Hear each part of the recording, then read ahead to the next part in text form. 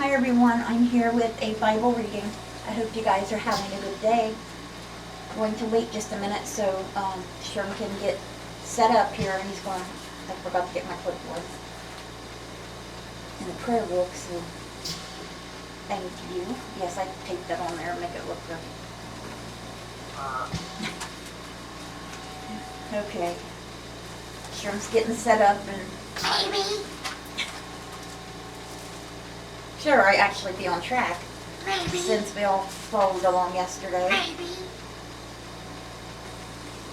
So today here in Ohio, it is really sunny and pretty out, but it is very, very cold still. What is it? Like I think they said in the 40s. So that's not very, very cold. Like I said, it's still cold though. But yesterday it was in the 20s, so it's a little warmer. But tomorrow, listen to this, Layla. Listen to this, everybody. This is Ohio weather, like I told you. Yesterday was in the 20s. Today it's in the 40s. Tomorrow it's going to be in the 70s. That's how it is here. You never know what the weather's going to do. You truly don't. I told this before, years and years ago, and I don't think anybody believed me. I should have took pictures, but I swear that my uncle and everybody around was mowing grass in December one year because it was warm and we had no snow. They were still out mowing their grass. Remember that? I don't know when it actually snowed, but when it did, it was not that much at all. Okay, so Sherm's ready, so you starting with Luke 8:22? Okay, so we're ready. Just get me ready now. Okay, Jesus calms the storm. Let me see if it says about the one. No, it didn't. Jesus restores a demon-possessed man. Okay, and that's the 2 today. So let's get there. One day, Jesus said to his disciples, "Let us go over to the other side of the lake." So they got into a boat and set out. As they sailed, Jesus fell asleep. He fell asleep. A squall came down on the lake. Big storm.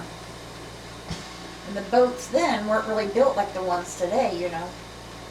So that the boat was being swamped with water. You can just imagine the wind waving the boat back and forth and the water splashing into the boat really hard. And they were in great danger. About ready to, go under, about ready to sink. The disciples went and woke Jesus up. "Master, Master, we're going to drown." He got up and rebuked the wind and the raging waters. The storm subsided and all was calm. Jesus was just like, put his hand up and was like, "Be still."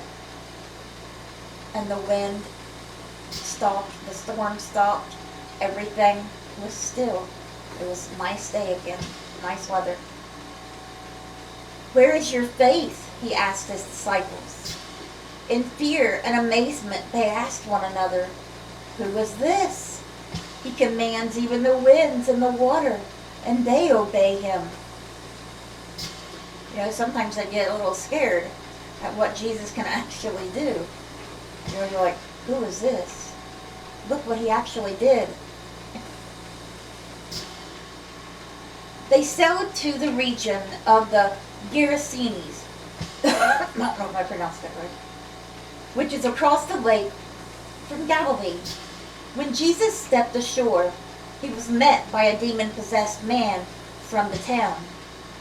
Now, when we get into this, if it tells it all, the village will want Jesus to leave. And I want to tell you guys, it's not because, they didn't appreciate Jesus. It's not because they were being mean to him, I don't think. I think it was because they were scared. That's what I think. You guys can let me know what you think. Do you want? We can discuss it. When Jesus stepped ashore, he was met by a demon-possessed man from the town. For a long time, this man had not worn clothes or lived in a house, but had lived in the tombs, in the cemetery. He lived there, naked. When he saw Jesus, he cried out and fell at his feet, shouting at the top of his voice, "What do you want with me, Jesus, Son of the Most High God? I beg you, don't torture me."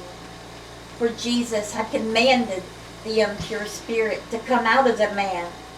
Many times it had seized him, and though he was chained hand and foot and kept under guard, he had broken his chains and had been driven by the demon into solitary places. Jesus asked the demon, "What is your name?"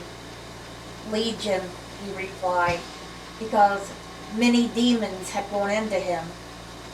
Legion means many. And they begged Jesus repeatedly not to order them to go into the abyss. A large herd of pigs was feeding there on the hillside.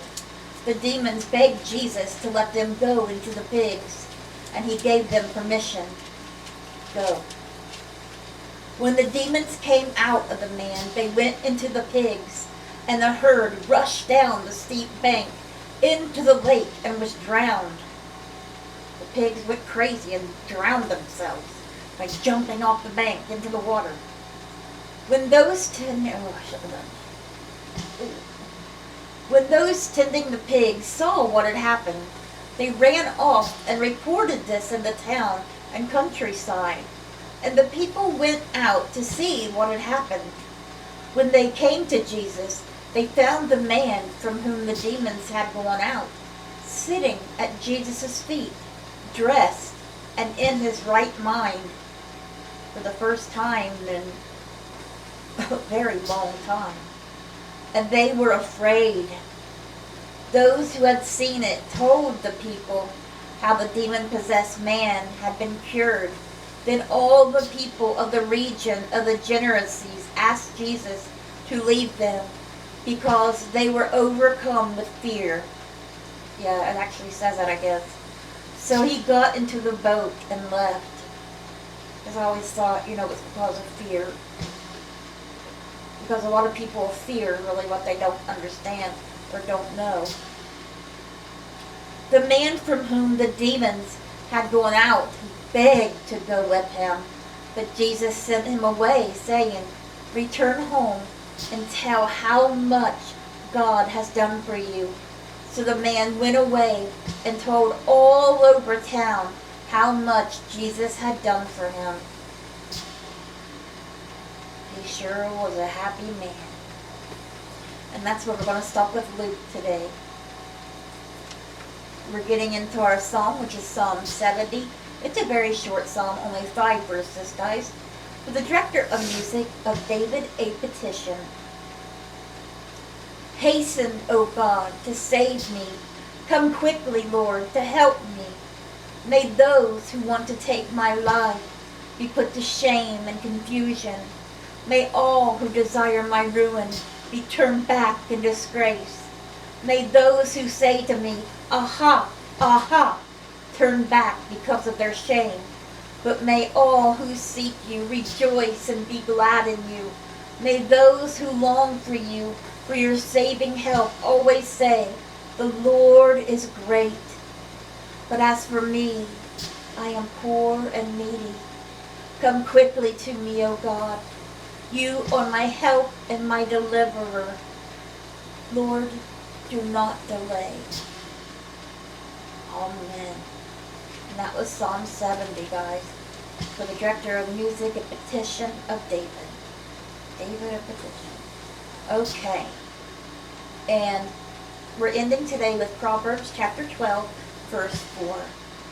A wife of noble character is her husband's crown, but a disgraceful wife is like decay in his bones.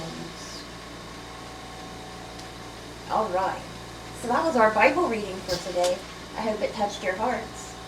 Guys, I was just reading in a devotion that me and Sherm share together every day before we do this. I thought I wanted to share it with you guys because I thought maybe some of you might want to do it. If you have kids or not, you know, if it's your niece or nephew or even your husband or wife, sister, brother, whoever lives with you or don't live with you. This woman, before her kids would go to school every day, and even the neighbor kids that stopped by some days when they, you know, just happened to stop by before they got on the school bus, you know, she would touch all of them and say a prayer for each and every single one of them, their own special prayer before they went off to school. Even the kids that just happened to come there, not just her own children. And she done that every single day. And I thought, you know, that might be I thought that was a, you know, really great thing to do.